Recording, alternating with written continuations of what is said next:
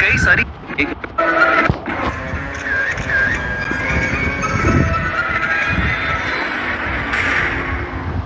ऐसे बहुत सारे रेगुलर व्यूअर्स हैं जो हमारी कहानियां देखते तो हैं, लेकिन आपने चैनल को सब्सक्राइब नहीं किया है। Latest Spiderman of Paris.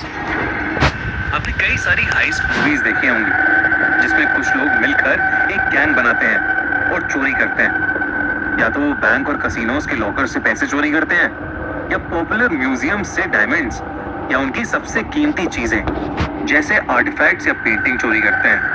Movies में तो ये सब अच्छा लगता है, पर रियल लाइफ में क्या ये सब पॉसिबल भी है? आज के जमाने में जहां हर जगह सीसीटीवी कैमरास हैं और हर जगह इतनी टाइट सिक्योरिटी है, वहां ऐसी कोई चोरी करना एकदम नामुमकिन सा हो गया है। जहां कई लोग साथ मिलकर ऐसी चोरियां नहीं कर पाते, वहीं एक अकेले आदमी ने एक ऐसी चोरी की जिसके बारे में सुनकर इंसान शौक हो या उस चोर की कलाकारी की तारीफ करे, ये समझ नहीं आता। ये कहानी पेरिस की है, एक ऐसा शहर जहां का हर पत्थर एक कहानी सुनाता है और हर गली का कोना इस शहर का रिच आर्ट कल्चर दर्शाता है। यहाँ का museum of modern arts Paris के डाइवर्स कल्चर का घर कहा जाता है। 1961 में बना ये म्यूजियम 20th सेंचुरी के कुछ सबसे ब्रिलियंट और बेशकीमती पेंटिंग्स को डिस्प्ले करता है।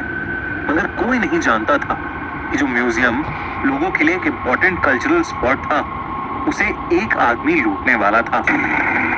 मई 2010 की सुबह जब म्यूजियम के वॉचमैन ने म्यूजियम जनरल पब्लिक के लिए खोला तो उसकी आंखें फटी की फटी रह गईं।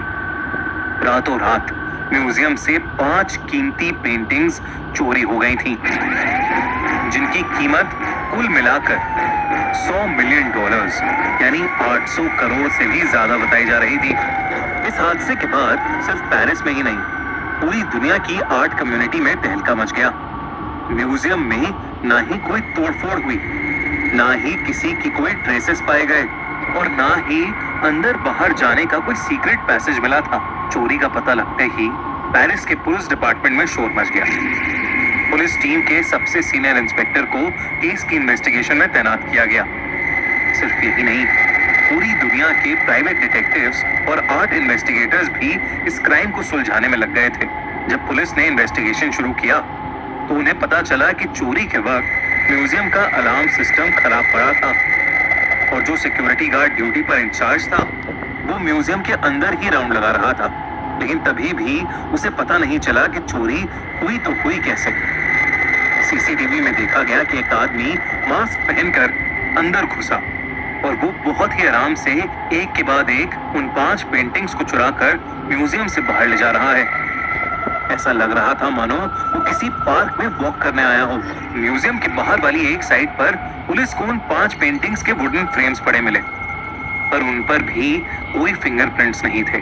उसी तरफ म्यूजियम के एक छोटे से दरवाजे का शीशा वहां नहीं था। मतलब साफ था, चोर ने बिना कुछ तोड़े शीशे के दरवाजे से शीशा ही निकाल लिया और वो अंदर घुस गया था। कोई भी ये समझ नहीं पा रहा था कि आखिर इतना बड़ा क्राइम कोई इतनी सफाई से कैसे कर सकता है। घूम फिर कर सभी का शक एक ऐसे आदमी पर जा रहा था जो इतने अनबिलीवेबल क्राइम को हकीकत बनाने की ताकत और सफाई रखता था। ऐसा हाई क्लास क्रिमिनल जिसे सब स्पाइडरमैन ऑफ पेरिस के नाम से जानते थे। मिलान टोमिक पेरिस की क्रिमिनल फाइल्स में एक बहुत ही पुराना और स्किल्ड चोर था। उसने पहले भी कई बड़े बड़े मनी हाइस्ट किए थे और कई दफा पकड़ा भी गया था, मगर हर बार वो पुलिस के हाथों से निकल जाया करता था। यूं तो पहले भी कई तरह के आर्ट थेफ्ट हुए थे, मगर इस केस में क्रिमिनल का मोटिव पैसा नहीं था। ईगो सेटिस्फैक्शन, सेल्फ कैपेबिलिटीज को एक्सप्लोर करना और गवर्नमेंट अथॉरिटीज को नीचा दिखाना, ये भी इस क्राइम के होने के मेन रीजंस थे। पूरे पेरिस में सिर्फ एक वही था जिसकी चोरी करने का स्टाइल बिल्कुल स्पाइडरमैन जैसा था। वो पाइप्स के थ्रू 15-15 फ्लोर लंबी बिल्डिंग्स की छत पर जाता और छतों की हेल्प से एक बिल्डिंग से दूसरी बिल्डिंग पर कूदता। वो दीवारों पर बने प्लेटफॉर्म्स और पाइप से स्लाइड करता हुआ बिल्डिंग के अंदर भी घुस जाता था और लोगों के घरों की खिड़की खोलकर लोगों के घरों से जो भी उसे वैल्यूएबल मिलता वो उसे चुरा लेता। और और फिर बिना आवाज किए वहां से चला जाता। कई लोगों को तो दिनों दिनों तक पता नहीं चलता था कि उनके घर में चोरी हुई है और टॉमिक को ये सब करने में बहुत मजा आता था। उसे थ्रिल मिलता था। पेरिस पुलिस डिपार्टमेंट को अब पूरा पूरा शक टॉमिक पे था, मगर सवाल ये पैदा होता था कि आखिर अब वो उसे ढूंढे कहां और पकड़े कैसे। पूरे शहर की सिक्योरिटी टाइट कर दी गई थी। टॉमिक से जुड़े जितने भी लोग थे उन्हें आइडेंटिफाई किया गया और फिर उनका इंटेरोगेशन चलाया गया। उन्हीं में से एक आदमी ने टॉमिक से जुड़ी कुछ इंफॉर्मेशन पुलिस को बता दी और अब पुलिस टॉमिक की हर एक्टिविटी को क्लोजली मॉनिटर करने लगी थी। वो कहाँ जाता था, किससे मिलता था, क्या करता था, इन सब पर अब पुलिस की नजर थी। मगर टॉमिक इस चीज से बिल्कुल अनजान था। उसे ट्रेस करते करते पुलिस को यह पता चला कि टॉमिक इस पूरे प्लान में अकेला नहीं था। एंटीक डीलर जॉन मिशेल कॉर्वेज और वॉच मेकर जोनाथन बार्न भी इस केस में एक अहम कड़ी बनकर सामने आए। म्यूजियम में फॉरेंसिक टीम अपना काम जी जान से कर रही थी और आखिर में उन्हें म्यूजियम से टॉमिक के फिंगरप्रिंट्स मिल गए। फिंगरप्रिंट्स मिलते ही टॉमिक, कॉर्वेज और बार्न को अरेस्ट कर लिया गया। कॉर्वेज पर इल्जाम था कि इस पूरे हाइस्ट का मास्टरमाइंड वही था।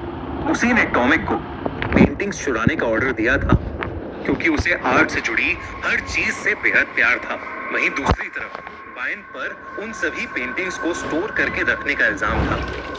मगर जैसे जैसे ये केस फेमस होता जा रहा था, उसके मन में पकड़े जाने का डर भी बढ़ता जा रहा था। जब इस केस का कोर्ट केस चला तो उस दौरान जोनाथन बार्न ने कबूल किया कि पेंटिंग्स उसी ने स्टोर करके रखी थी, मगर फिर डर की वजह से उसने एक नदी में उन पांचों की पांचों पेंटिंग्स को फेंक दिया। टॉमिक केस के दौरान बहुत ही एरोगेंट और प्राइड से बात कर रहा था। बड़ी मम्मी इसी तरीके से अपना मम्मी पूरा बुला रहे प्लान हैं। बता रहा था। कोर्ट ने इस केस के सभी दलीलों को मम्मी सुना आपको बुला रहे और हैं। केस को कंटिन्यूड रखा। जनवरी 20, 2017 की तारीख को तीनों मुजरिमों को कोर्ट की तरफ से सजा सुनाई गई।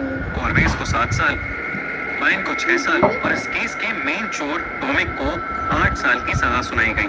ये केस तो 2017 में निपटा दिया गया, मगर कई एक्सपर्ट्स कहते हैं कि तीनों ही क्रिमिनल्स को पता है कि वो लॉस्ट पेंटिंग्स एक्चुअल में है कहाँ। एक्सपर्ट्स मानते हैं कि उन पेंटिंग्स को डिस्ट्रॉय नहीं किया गया है, बल्कि ब्लैक मार्केट ऑक्शंस, जो कि बहुत ही वास्ट बिजनेस है, उसमें बेच दिया गया है। मगर बार्न ने तो खुद कबूल किया था कि उसने उन सारी पेंटिंग्स को नदी में डंप कर दिया था। तो आखिर असल में सच क्या है, ये आज तक कोई नहीं जानता। सच जो भी हो, वो 800 करोड़ की पेंटिंग्स अब समुंदर में